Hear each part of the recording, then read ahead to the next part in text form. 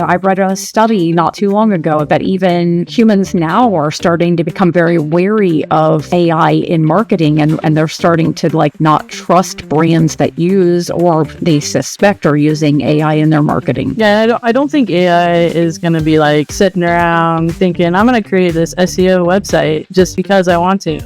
There's a human that is we're going to create this website and here's a page and write about this. We still need to prompt it. 100% AI is not going to be able to take our jobs because it shows itself quite a bit, especially when you don't know how to use it effectively to make it sound like you. Humans created this AI technology and humans make mistakes. So we created technology that is not going to be perfect. I do think that in some ways backlinks are becoming a little bit more relevant, but I think AEO and GEO have been repackaged to make it sound really cool and sexy because, SEO doesn't sound sexy anymore. SEO just wasn't cool for the last couple of years and it's cool again. I mean, SEO now isn't search engine optimization. It is truly search everywhere optimization. I'm Ivy Boyter, and I started Full Throttle SEO. Actually, just got started this year. I got my start in SEO as a fun enough mom blogger. I kind of felt lost being a stay-at-home mom for the first time about 15 years ago, and I learned everything I could about traffic and engagement, and then turned it into an Etsy store, and just kind of everything blossomed over the years. And I became an in-house SEO person an in-house marketing manager for a local motorsports park here in Florida. And then just decided I really enjoyed the SEO side of everything. And I went into agency life about 6 years ago and just love working and collaborating with clients to the point that I wanted to commit myself to them for my own business. My name's Nicole Grodesky and I started Boho SEO. My background is in journalism. I started covering women in action sports, and then we started an online publication right out of college, and I saw an opportunity to do SEO. I started off my career with agencies, smaller agencies. I've been client side, but mostly worked with agencies. I've been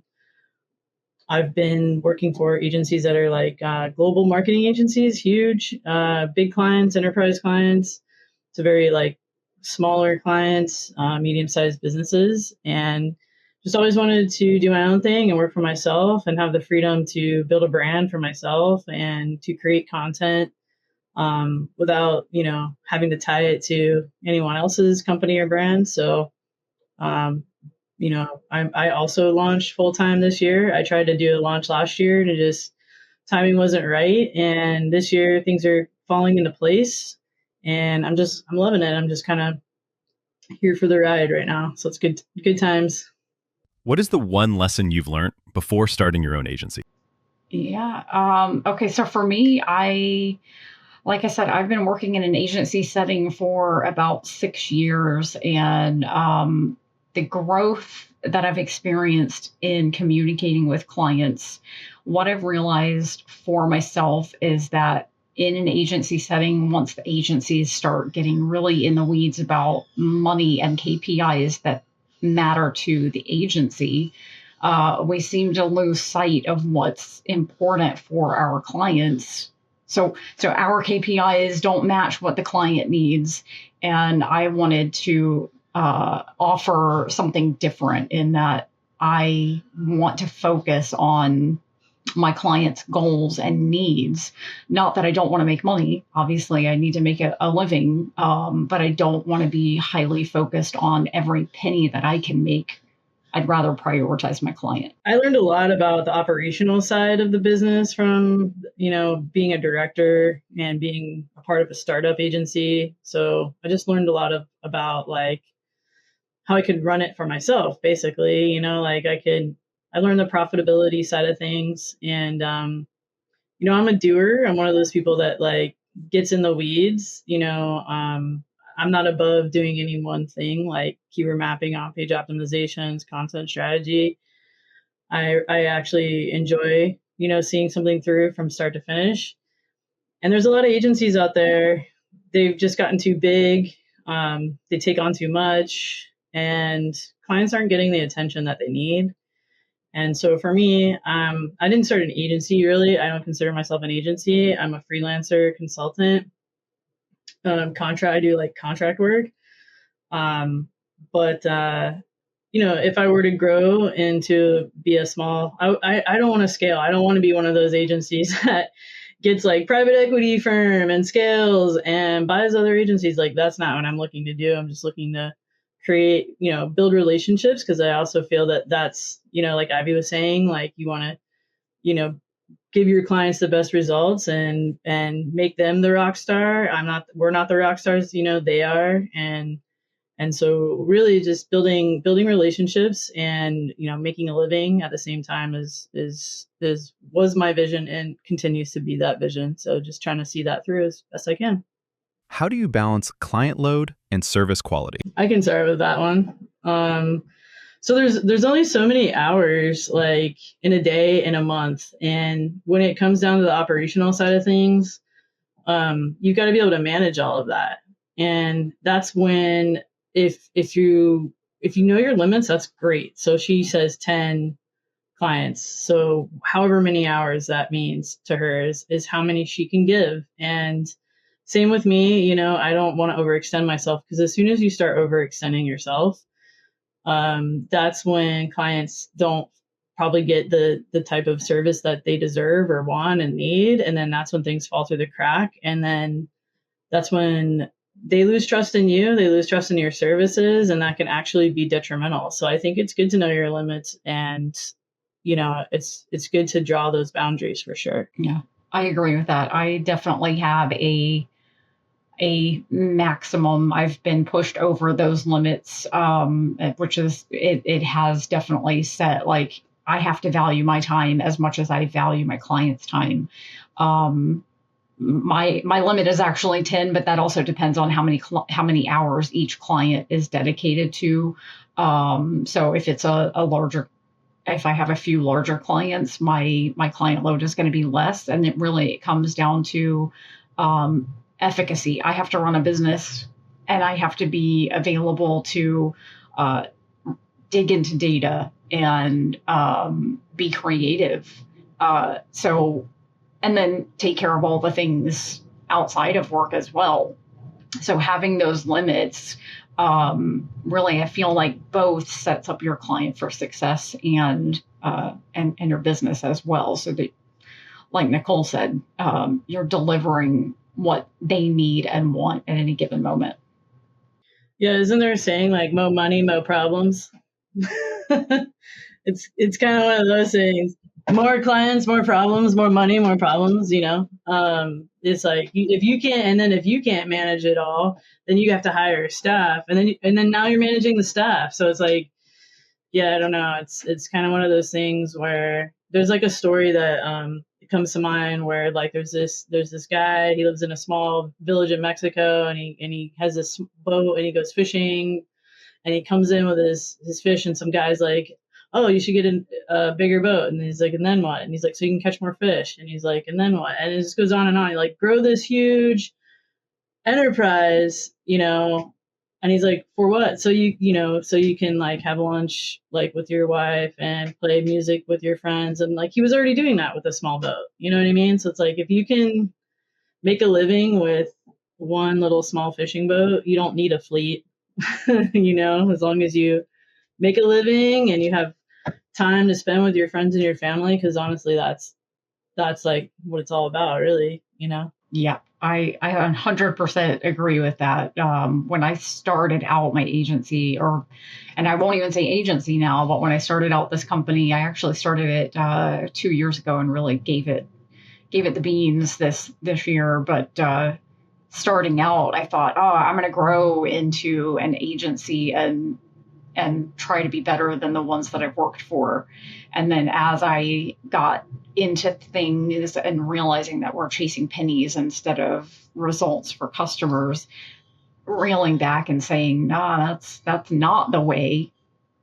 And it only creates more problems because you're chasing money instead of right fit clients. And yeah, so just kind of finding that balance so that you can be enough for everybody. Have you ever had to walk away from an agency or client relationship, even when the work was there? I like to let them do that themselves.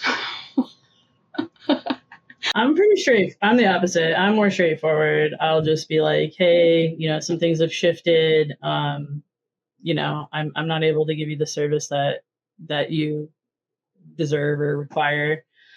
I work under other agencies as well, and like I said, like I like to do the nitty gritty, work, but I also like to be client facing, and I like to do strategy. And if I'm just on the hamster wheel for some other agency, that's not really a great fit for me. And I did have to part ways recently with an agency. I mean, they had plenty of work, and it was hard to sever that tie. But if it's not fulfilling work and you're not happy, like I think that we're all adults, right? And we're at that time, and I'm at that time in my life where I'm like, this isn't for me, part ways respectably, and just, keep moving forward. Don't look back. Yeah, for me, it's leading the client to, through questions like, does this make sense?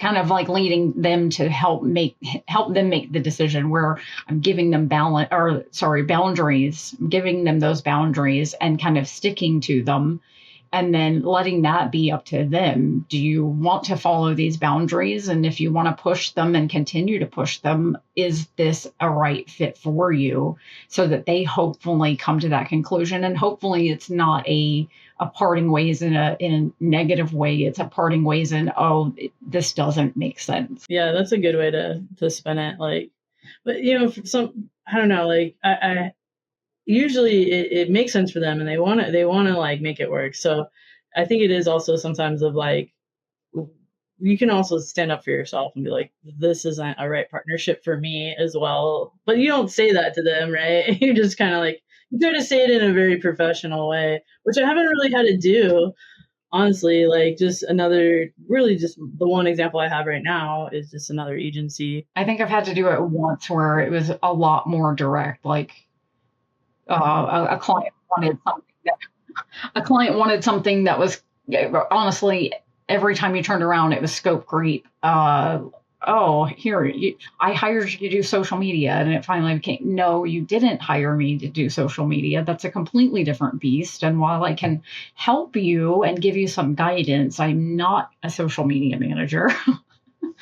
So I did push one client out in that case because it obviously wasn't a good fit. But trying to help them lead themselves to figuring out what's a right fit through those boundaries. How do you navigate tough conversations as a leader without coming across as aggressive? I feel like situations like that, and it's with anything that we do as leaders, as parents, as friends, any of your relationships can be strained by the communication that you take.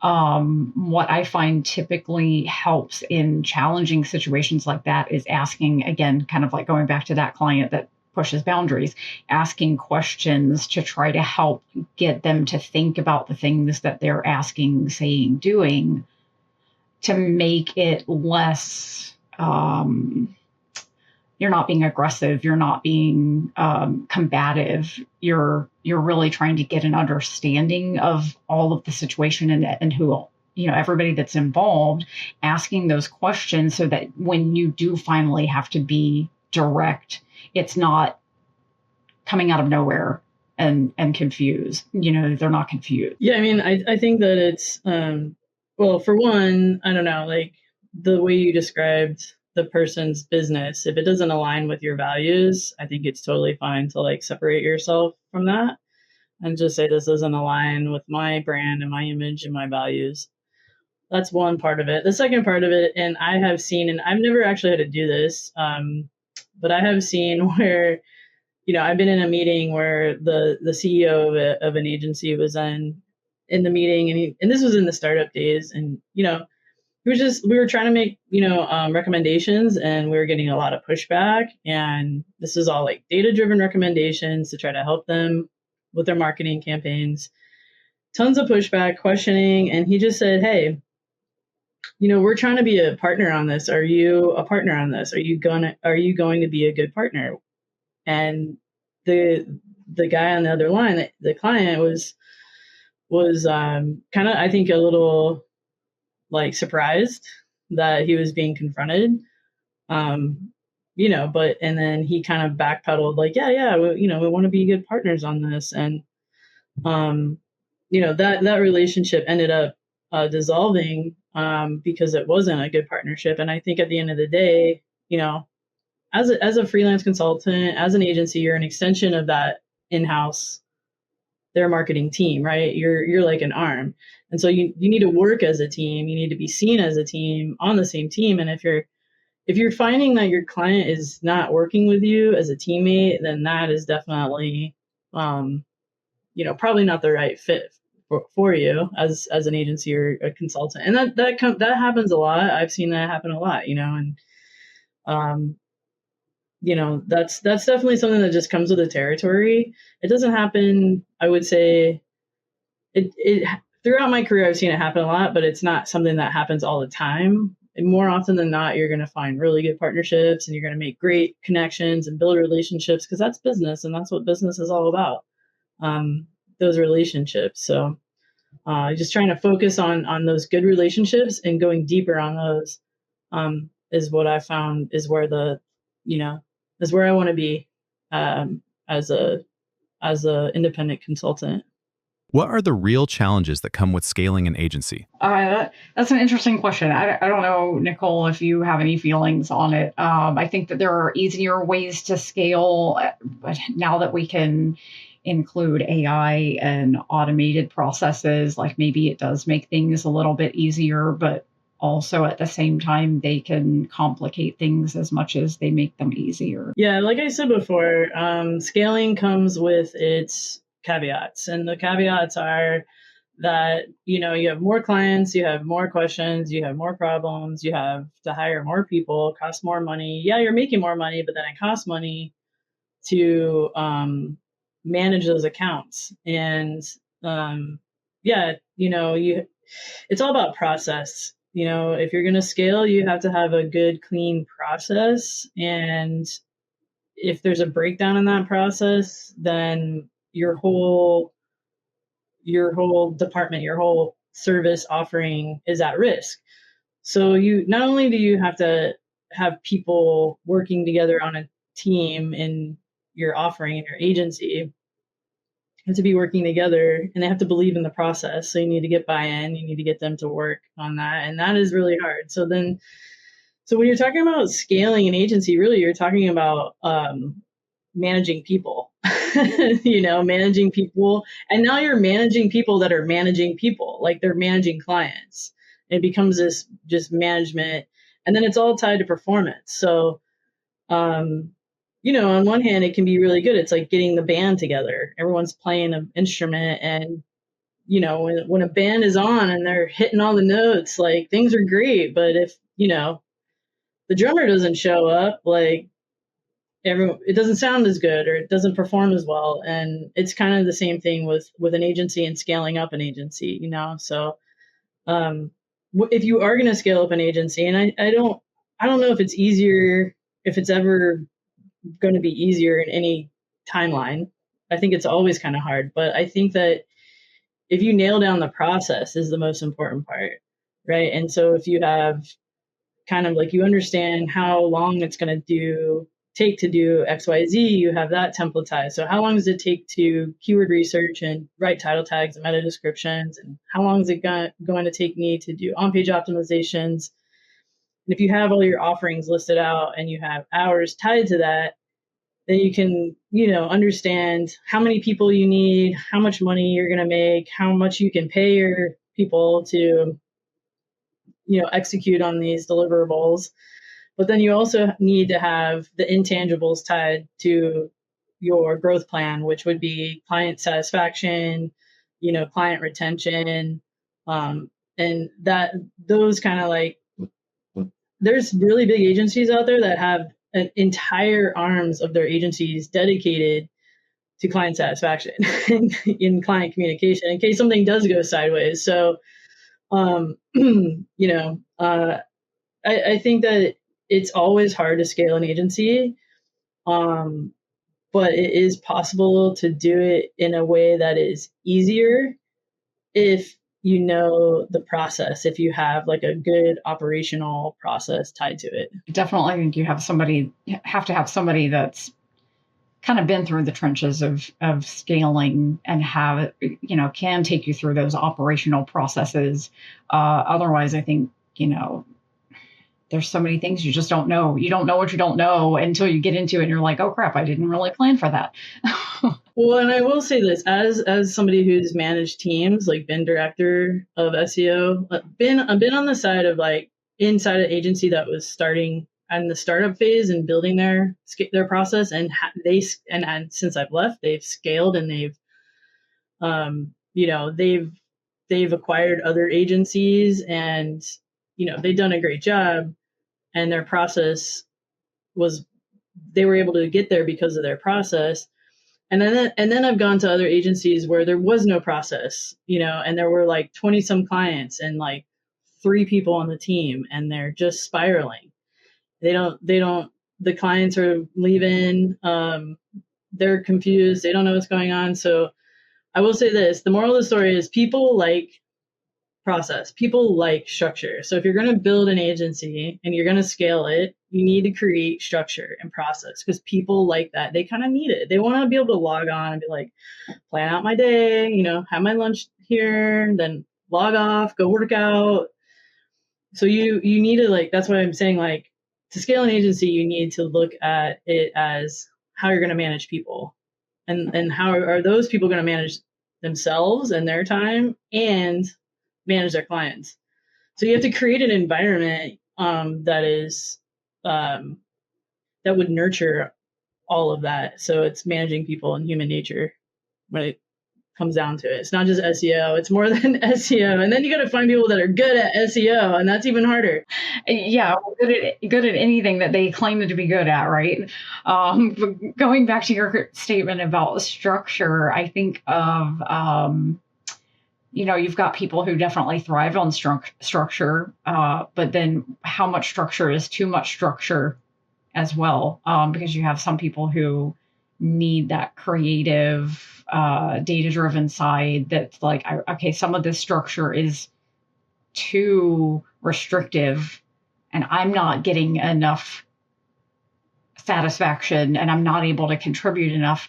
And then the growth that comes with not having that structure as well. So I think everything comes down to finding that balance. Yeah, it's nuanced, right? Yeah, like when I was freelancing with an agency that I parted ways with, they had great strategies. They were running really great sound strategies. Like their approach to SEO, I totally agreed with. I thought what they were doing was awesome. However, their deliverable templates, it was like built by a marketing department, and I spent hours formatting. And I'm like, I'm an SEO person. I'm running the strategy. I'm not a professional formatter. You know what I mean? And that's one of the reasons. You can format it to be pretty. Oh my God. I was like, what am I doing with my life? Like, it was a very existential crisis. You know what I mean? Like, I'm like, oh my God, this is not what I signed up for. So that was another reason why I parted ways, because I wanted to do more SEO. I didn't want to do formatting, so I agree with you on that, Ivy. I think, yeah, it's really important to have that balance, like SEO doesn't always have to look pretty. It doesn't. It has to, it's like you can talk about SEO, you can present SEO all day long, but if you're not implementing it, you're not getting results. So for me, I'm like, present the data, here it is. What do you think? Let's go. Next step. Let's create the blog. Let's implement the blog. Let's. I have so been in that position before where it's like, why am I spending so much time caring what this looks like if it doesn't make sense to the client and I'm not presenting good data and I'm not doing anything with it? It doesn't matter how it looks. So yeah, having that much structure it definitely feels restrictive, and then obviously you're wasting a bunch of time both for the people in your organization and for your clients. And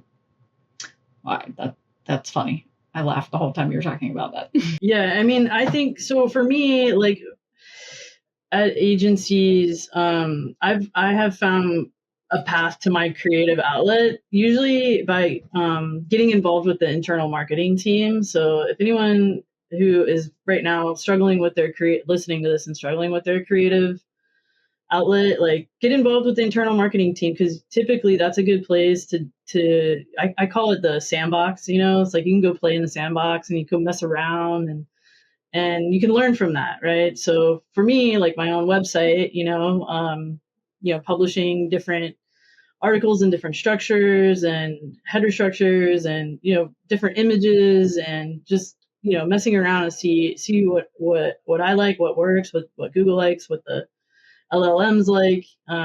So always be, one of my sayings is ABL, always be learning. Like if the company you're working at is not giving you that creative outlet, create your own little side creative outlet, and who knows, maybe one day it will be your full-time thing. Impact of AI in SEO and content creation. Yeah, and I think so I'm actually going to the Brighton SEO conference. It's here in San Diego later today. I was there yesterday. And I think the theme of the talks yesterday were creating content and how to do that. So like content research, like researching and how different ways to research content was pretty interesting. And then distribution, right? Well, content creation and then distribution. So the last keynote speaker, he was using AI tools left and right. Like he wasn't just using one AI tool. He was using multiple to create one piece of content. He was like, using ChatGPT to create like a video script. And then he was using a different video AI augmented tool to create video and, have his voice be synthesized by AI to read the script that he created. So, and then he has another AI tool to distribute the content. So yes, I totally agree with that. It's not like, it's just another tool, and it's like how you use the tool. I think, at the end of the day, humans are we have unique ideas that you're not going to get from AI. AI is like, can sometimes be like a jumping off point because they're like an aggregator of ideas, but it's not, I don't know. We're still the original creative, the ones with the creative ideas. So I don't think it'll take away from that. Yeah, it definitely. We have a story so my husband was signing up for insurance, and he had an accident, not at fault. A few months before we had to re-up on insurance, he was looking for a lower rate. I tell this because AI is involved, and it highlights how much you can't trust AI to do the job. Essentially, the insurance company lost our business because what happened is when they gave him the quote, it was all good. He said, all right, let's sign up. It went through whatever process. And when they came back, they said, oh, well, the accident's showing as at fault. He had to go through the process of trying to get that fixed. Went through the process, I guess somewhere along the lines, in the automated process that they have going on, even though he had it fixed, it reinstated that it was at his fault again. And the separation is the automated part, and the AI part actually removed the insurance agent from the underwriter, and they couldn't get it fixed. So my husband said, well, if AI is going to be involved and you can't go around it and it's wrong, what reason do I have to use you over any fly-by-night or whatever insurance company that I find on the internet for cheaper? And it really comes down to trust. And I read a study not too long ago that even humans now are starting to become very wary of AI in marketing, and they're starting to like not trust brands that use or they suspect are using AI in their marketing. So yes, I think 100% AI is not going to be able to take our jobs because it shows itself quite a bit, especially when you don't know how to use it effectively to make it sound like you. Yeah, I don't think AI is going to be like sitting around thinking, I'm going to create this SEO website just because I want to. There's a human that is like, we're going to create this website and here's a page and write about this. Like, we still need to prompt it. You know what I mean? I do think that there's certain, I think there's certain industries where AI makes sense, monitoring things, optimizing process as far as like, warehousing, certain things where, like, for example, I've worked with a robotics company, AMRs, autonomous mobile robots, where they work alongside humans in the warehouse. And, it's actually, there are, it's helpful for things like labor shortages, actually. These robots come in and help out, where there's demand and there's not enough, people to help. And then also warehousing can be dangerous, so on one side of things, like, we're now like saving people from doing riskier jobs kind of thing. So I think it's just all a matter of how humans adopt this technology. We can use it to better our lives. We can also use it to destroy lives. So we have that moral obligation to leverage this technology in a way that's beneficial for humanity as a whole. So, and I mean, I just want to say one more thing. Humans created this AI technology, and humans make mistakes. So we created a technology that is not going to be perfect. Like, there's no way. So just another side note there too. And it definitely comes down to the directives that you give it, right? So it's not going to be perfect. And I love the saying garbage in, garbage out. So you feed AI some garbage and you're going to get garbage right back. So I definitely agree that, where you send it is what's going to happen. It has to have a director, and you are that director. It'll create jobs for people too. Like, there's gonna need to be people to monitor those robots that are in the warehousing and make sure, the software is getting updated. The software is updated to any changes that happen in the warehouse. Like, so there are going to be opportunities, for the next generation out there. Yeah, there's opportunity to get involved with the technology and learn about how to manage the technology. So yeah, we're not just managing people now, we're going to be managing AI, and we're going to be managing people who manage AI. It always goes back to the people management aspect, right? Does human expertise still matter most in an AI-driven workflow? I can weigh in here. I think we have the experience and the expertise to make sound strategies, right? So unfortunately, AI, as smart as it is, or as well fed as it is, it cannot make those experience-based recommendations. And even though I can now do something faster, it still requires my 13 years of knowledge to guide it and say, oh, that's wrong, or here's where we need to go with that.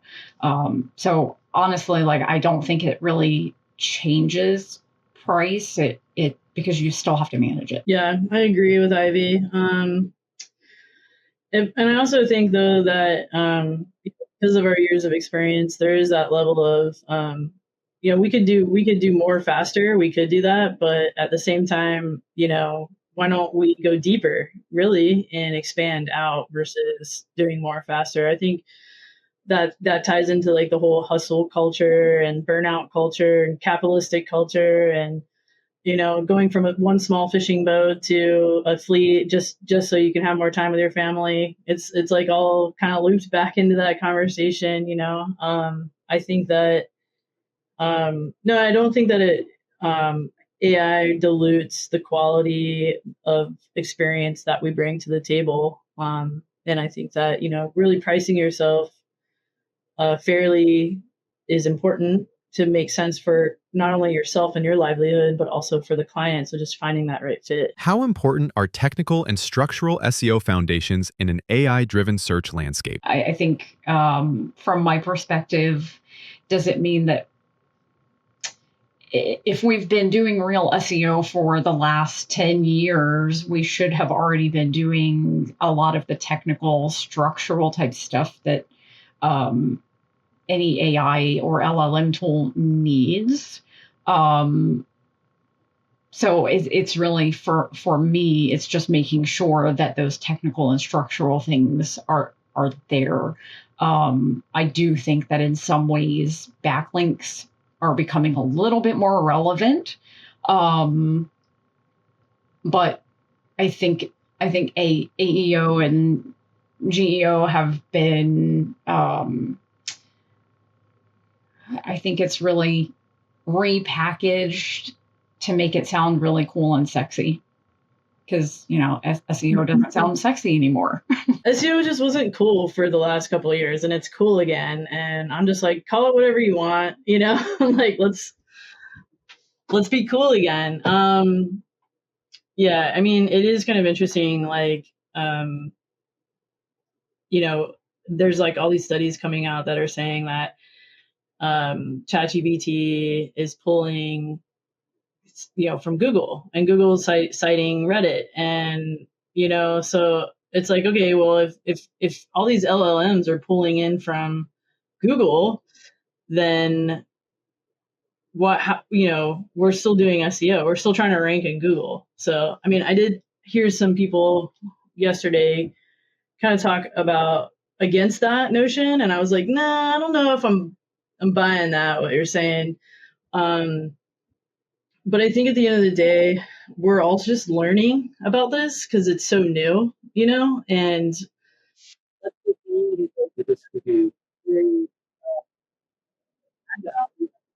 like learn quickly from the changes and adapt and implement. And that's also another reason why our clients work with us, and our experience. We've gone through so many algorithmic changes and new technologies that have rolled up. Google's rolled out into their algorithm. For example, RankBrain, that was AI,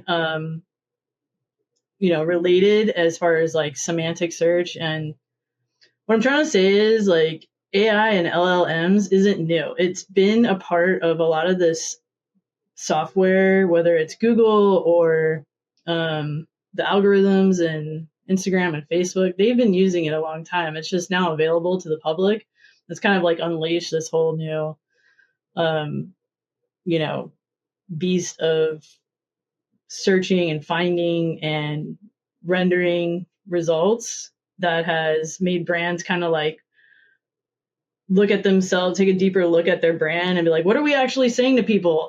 and what are people looking for? And how are they finding us? And they're finding us everywhere. And Google's not just citing like websites anymore. They're citing, platforms like social media platforms. So like Reddit, YouTube, those, LinkedIn. So that was a big topic yesterday of like Google has become the destination. So you're distributing your content through LinkedIn, Reddit, YouTube as a brand to be found in Google, to then be found in an LLM. So it really, at the end of the day, it all just comes back to content and content creation and content distribution. And marketers and brand marketers and SEOers can't forget that, right? And that's why I'm kind of glad my background's in journalism, because journalism is all about creating content and distributing content, right? And if you own like your blog, and your blog is like, you said you were a mommy blogger, Ivy, same thing. Like you wouldn't just like post the blog on your site and then just leave it there. You're going to try to post, you're going to share it and post it around the web as much as possible to get it as much visibility as possible. That hasn't changed.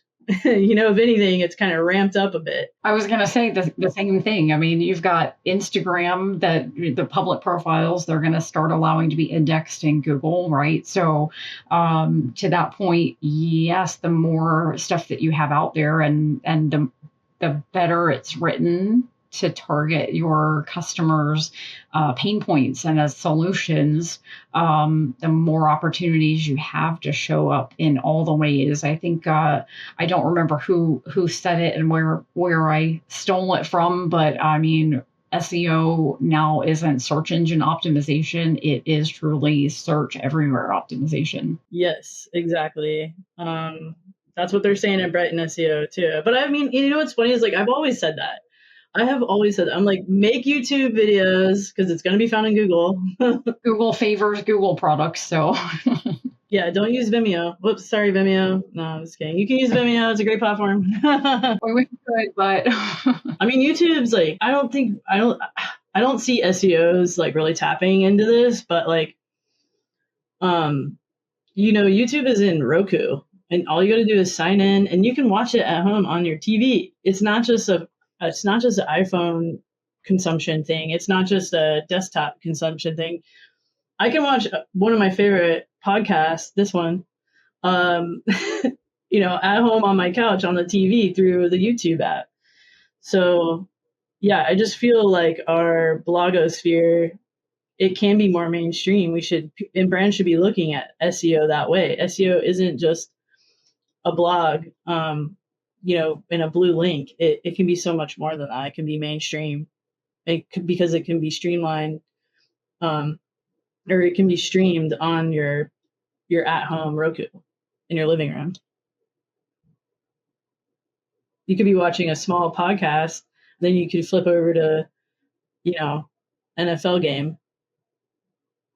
It's like, it's how people consume. It's what they're interested in. It's what they want to watch. And the more you consume on YouTube, like, the more it's going to show you, oh, you watched this surf video, here's 100 more. That's like Facebook with the funny cat videos that we're watching right now. That's our family favorite right now. You gotta laugh or else we'll all cry, right? Can you share some generic book recommendations and other resources to catch up with marketing and SEO updates? I would say Getting Things Done by David Allen was probably one of my favorite / eye-opening about productivity. Specifically, like the 2-minute rule. If it's going to take 2 minutes or less, just get it done now. Don't add a task, because you just waste more time. That was one of my favorites for business. And for me, I'm going to give a shout out to the Morning Brew Daily guys. I listen to them every day, 20 minutes. It's fast paced. I get market news. I get some popular culture news.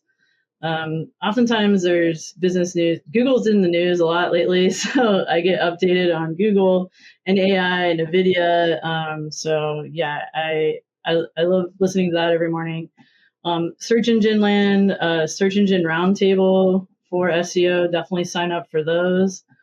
And then a shout out to Rand Fishkin at SparkToro. He's been publishing some stuff that I've been finding very valuable and interesting, and sharing with clients regularly, as far as like the state of SEO and the state of AI, and the LLMs and where people and search behavior and where people are searching. That's all been really helpful and informative. And then I want to give a shout out to one more, but my mind is blanking. Hold on. You can edit this part. Oh yeah. Also, a leading female voice in the SEO world, Lily Ray. She's always publishing amazing insights on SEO. So shout out to Lily Ray and being a really strong and powerful voice in the SEO community. Is there any particular podcast you listen to? Morning Brew, MBD. Yeah, and they're on YouTube as well. They're on, like, I listen to them on the Apple podcast, but they also are on YouTube. But yeah, it's 20 minutes every morning. You get, I like it because they're on the East Coast, so it's already live when I wake up. And yeah, it just kind of gets my day going. Yeah, thanks. Thanks for having us. And Ivy, I'd definitely like to connect with you. Absolutely. I'm on LinkedIn. Nice. I'll look you up.